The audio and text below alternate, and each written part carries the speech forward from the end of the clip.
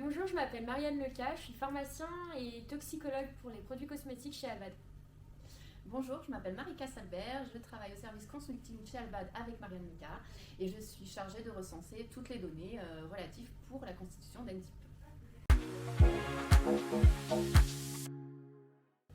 Alors, un produit cosmétique, c'est un produit de santé qui contient une ou plusieurs substances, qui va être en contact avec la couche superficielle du corps et qui va servir à nettoyer, embellir ou changer l'aspect, par exemple comme un shampoing, une crème hydratante, un dentifrice ou un rouge à lèvres. Et comme tout produit de santé, il représente un risque pour le consommateur et donc il va être soumis à un cadre réglementaire. Les produits cosmétiques sont des produits qui existent depuis toujours. Leur cadre réglementaire, quant à lui, est plus récent. Il découle en effet de plusieurs scandales sanitaires qui ont eu lieu en France ou en Europe, et notamment l'affaire du talc Morange en 1975, qui a abouti d'une part au changement de l'opinion publique quant à la toxicité des produits cosmétiques, et notamment à un cadre réglementaire dans la loi française, puis à une directive européenne. Et ce n'est que 30 ans plus tard, en 2009, que le règlement européen 1223-2009 a été publié au journal officiel, harmonisant toutes les démarches au sein de tous les pays européens, et notamment en renforçant la sécurité du produit cosmétique. Donc ça passe en partie par la responsabilisation du fabricant quant à la non-toxicité du produit cosmétique. En effet, donc, le fabricant, quand il met un produit sur le marché, il se doit de fournir un dossier information produit en conformité avec le règlement européen. Le DIP est un dossier d'information produit dans lequel est recensé toutes les données relatives aux produits cosmétiques. Dès lors que votre produit est mis sur le marché, le DIP est rédigé dans la langue du pays ou en anglais, et chez Alba nous proposons les deux systématiquement en français et en anglais. La validité est de 10 ans et si vous apportez une modification, il faudra bien entendu refaire une remise à jour. Le dossier information de produit est composé premièrement de la description du produit cosmétique, puis le fabricant doit décrire la méthode de fabrication de son produit et apporter la preuve de conformité aux bonnes pratiques de fabrication du produit cosmétique. Ensuite, il doit aussi apporter la preuve de l'effet revendiqué, donc ça passe généralement par l'étude d'efficacité. Il doit aussi donc apporter la preuve d'absence de données d'expérimentation animale. Et enfin, et c'est pas des moindres, il doit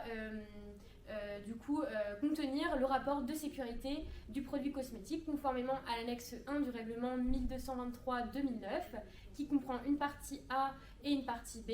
La partie A étant la collecte d'informations nécessaires à l'évaluation de la sécurité et la partie B qui est l'évaluation de la sécurité du produit cosmétique. À savoir que cette partie B doit être rédigée obligatoirement par un toxicologue. Alors, dans la partie A, vous allez retrouver l'utilisation normale et raisonnablement prévisible. Donc ça, c'est le scope en fait, du rapport de sécurité, c'est vraiment le cadre de notre évaluation. La formule quantitative et qualitative du produit cosmétique. Donc en effet, le fabricant il se doit de fournir en fait toute la décomposition de sa formule en INCI, c'est une dénomination internationale, et cela nous permet en fait de vérifier si les substances dans sa formule sont bien conformes au règlement, et notamment grâce aux substances listées dans les annexes qui peuvent être soumises à restriction ou carrément interdites. Les caractéristiques physiques et chimiques et stabilité de votre produit. Donc l'incidence de la stabilité va être évaluée sur la sécurité du produit. Les impuretés, les traces, les informations concernant l'emballage. Ces informations elles sont utiles pour l'évaluation des risques de l'interaction entre le packaging, l'emballage et les substances contenues dans la formule du produit. La qualité microbiologique. La qualité microbiologique elle est décrite dans le rapport parce qu'en fonction du type de produit qu'on aura, l'importance de la conservation antimicrobienne et des tests associés ne seront pas les mêmes. Les données sur les matières premières du fabricant et de la littérature. Donc ces données elles sont très importantes et surtout elles permettent en fait d'identifier les dangers relatifs à chaque substance et d'établir du coup le profil toxicologique de ces dernières. L'exposition du produit cosmétique et aux substances. En effet, donc, ça nous permet d'estimer les risques associés à l'exposition en fonction de l'utilisation prévue. Donc on aura une exposition transcutanée ou encore orale ou par inhalation.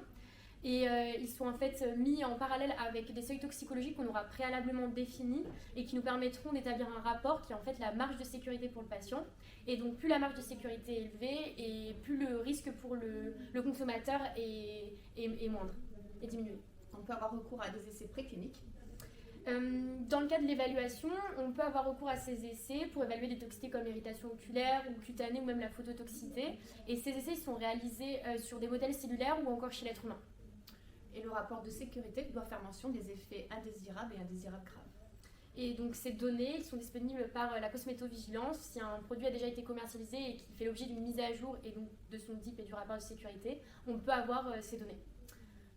À l'issue de toute cette évaluation, la conclusion va donc définir si oui ou non le produit est conforme au règlement et s'il présente une innocuité pour le consommateur.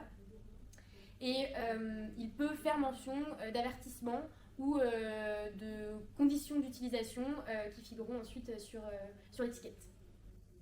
Si vous avez des questions sur la rédaction des rapports de sécurité ou l'établissement des dossiers information produits, Marika et moi-même sommes disposés à vous répondre. Nous vous remercions pour votre écoute.